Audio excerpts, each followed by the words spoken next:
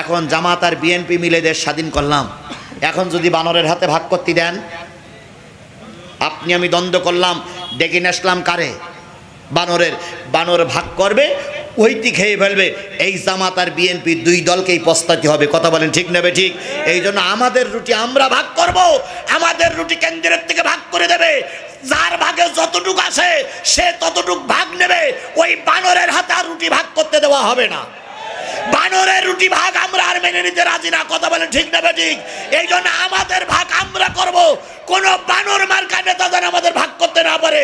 এই জন্য সতর্ক থেকে আগামী দিন আমাদের পথ চলা লাগবে। কথা বলেন, কথা বলেন, কথা বলেন, কথা বলেন। এই জন্য বিএনপি আমার ভাই, জামাত আমার ভাই, আমি কোনো দলের পক্ষ হয়ে এখানে ভোট করতে আসিনি, দলের পক্ষ হয়ে এখানে কথা বলতে আসিনি।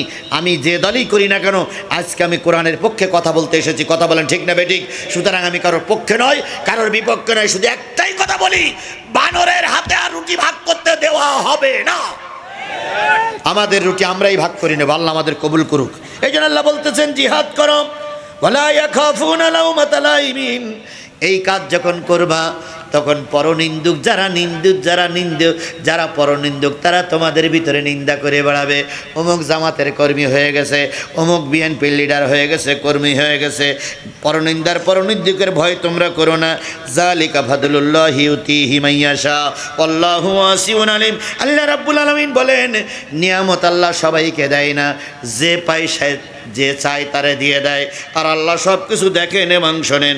এবার আমাদের শিক্ষা, এতগুলো লোক বসে আছেন, আমাদের কিছু শিক্ষা আছে না ভাই? বিএনপি, জামাত, আওয়ামী লীগ, বিএনপি, জাতীয় পার্টি, সবাই লোক এবার হৃদয়ের কান দিয়ে শুনুন, মা বোনেরা শোনেন।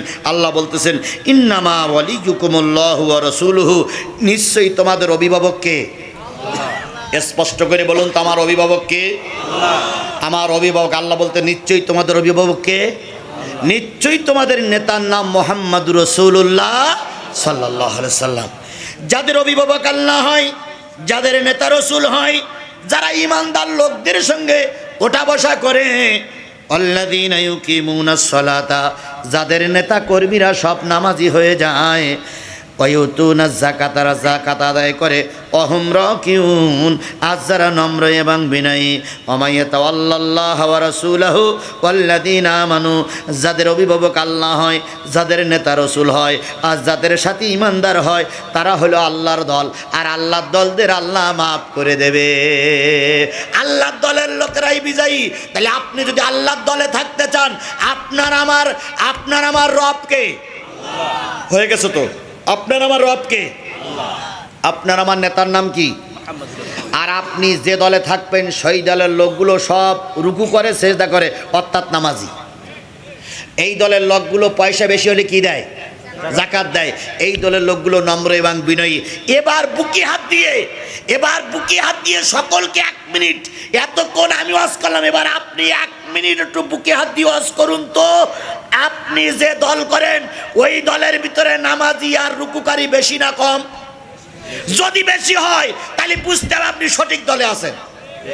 আর যদি বোঝেন যে আমি যে দল করি সে যে দল হোক, ওই দলে নামাজি কম, রুকু কম, যাকাত আদায়কারী কম, ধর্মভীরু কম, তাহলে বুঝতে পারে শয়তানের দল, ও দলে থাকা যাবে না, যাবে না, যাবে না। এবার আপনি যদি আল্লাহ দলের লোক হন, তাহলে আল্লাহ আপনাকে বিজয় দিয়ে ঘরের মালা পরে ঘরের ভিতরে ঢুকাবে। আমরা সবাই আল্লাহ দলে থাকতে চাই। কারা কারা আল্লাহ দলে থাকতে চান? 2 হাত উঁচু করে আল্লাহরে দেখান।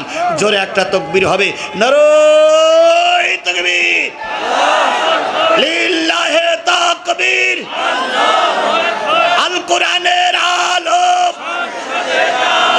আল্লাহ হাদিসের আলো, তোমার নেতা আমার নেতা,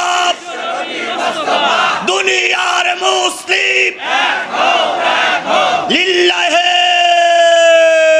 তাকবীর। আমার ভাইরা, সময় শেষ হয়ে গেল, এখনই আমরা মোনাজাত করব। হুভাব চড়ে বসে কিসের পরে? পাথরের পরে।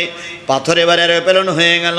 পাথর অন্ধকার শেষ হতে না হতে এক জায়গায় যে থেমে গেল। পাথর থেকে হুবাব নেমে পড়লেন। একটা জীর্ণ শীর্ণ বাড়ি, বাড়ির বারান্দায় বসে বললেন, হাত কড়া পরানো, পায়ে বেড়ি পরানো, কোমরে দড়ি পরা হুবাব ওইখানে বসে আছেন। এখনো সকাল হয়নি। হঠাৎ করে সকাল হয়ে গেল। ঘরের দরজা খুলে একজন লোক বাহির হলেন। তার নাম হলো আম্মার ইবনে সালে রাদিয়াল্লাহু তাআলা আনহু। লোকটি বেরিয়ে বলতেছে, আল্লাহর কসম, নবীর কসম, নবীর ইজ্জতের কসম, আল্লাহর কসম, ও বালক, তোমার এই দুর্দশা কোথার থেকে হলো, কেনই বা হলো? বালক বলতেছে, ও আল্লাহর বান্দা মুরব্বী, তুমি যে আল্লাহর কসম, নবীজির কসম খেলে, এই নবী কি তুমি কি কোনোদিন দেখেছো? আম্মার ইবনে সালে বলতেছে, বালক রে, ওই নবী 3 দিন আগে মদিনায় এসেছে।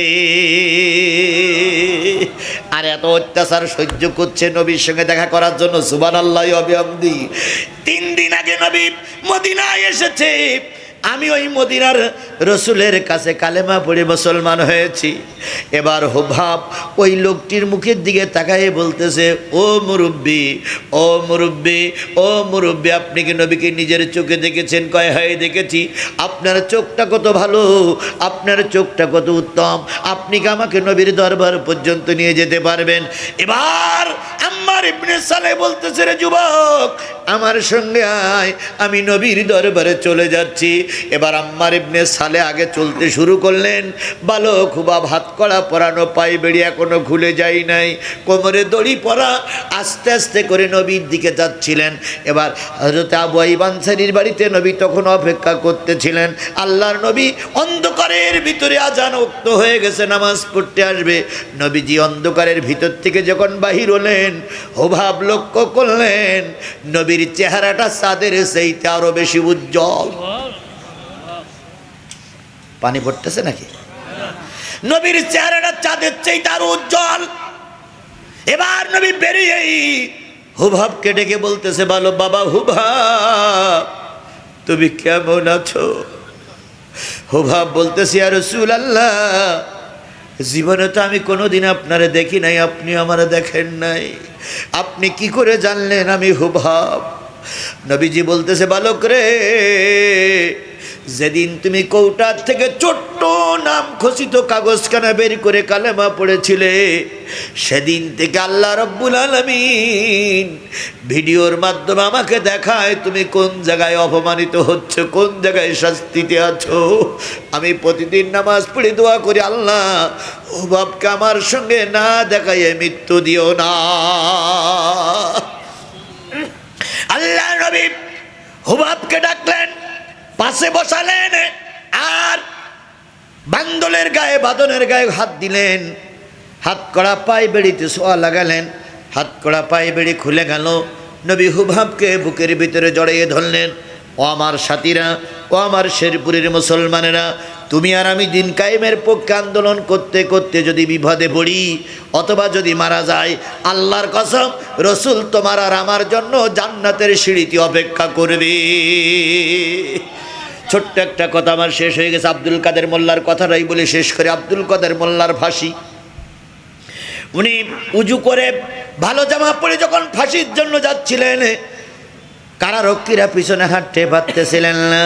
কারারক্ষীরা বলতেছিলেন, স্যার একটু আস্তে আস্তে যান, আমরা তো হাঁটতে পারি না, আপনি খাটো মানুষ, এত দূরে হাঁটেন কেন, জোরে হাঁটেন কেন?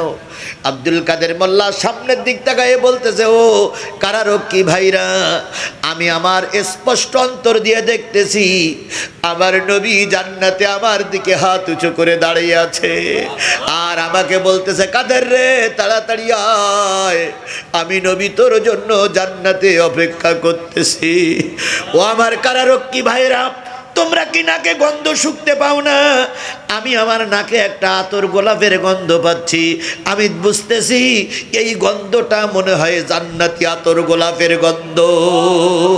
ও আমার জাতি, দিন কায়েমের জন্য যদি কেউ জীবন দেয়, তার মৃত্যুটা এরকম আনন্দদায়ক হয়।